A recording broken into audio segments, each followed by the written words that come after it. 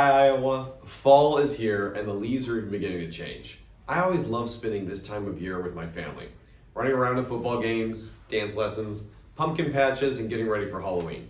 Let me know in the comment section what your favorite fall activity is. This week in DC, we fought for answers and fought for accountability. Iowans deserve a government that works for them, not against them. I'm working to bring a little more Iowa common sense to Washington and deliver results for families. So let's get into this week's sit rep. First, as a combat veteran of the U.S. Air Force who served in Afghanistan, I'm outraged by the failed withdrawal from Afghanistan that cost Americans lives.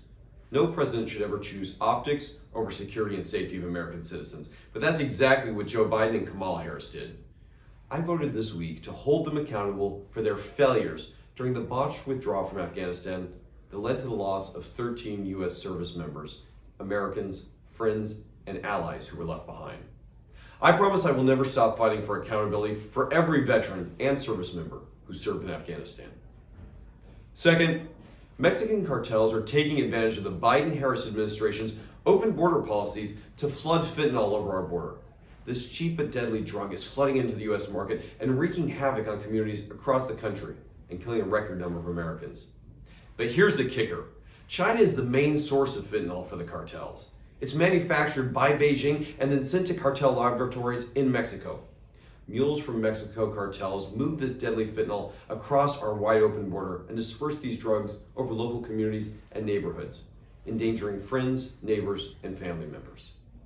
The longer we let the top leaders of the Chinese Communist Party continue to poison our loved ones, the more dangerous this crisis will get. It's time we put an end to this heartbreaking madness. And that's why I offered an amendment to the House floor this week to sanction the Chinese Communist Party's own businesses that are producing these chemicals that allow fentanyl to come into our country.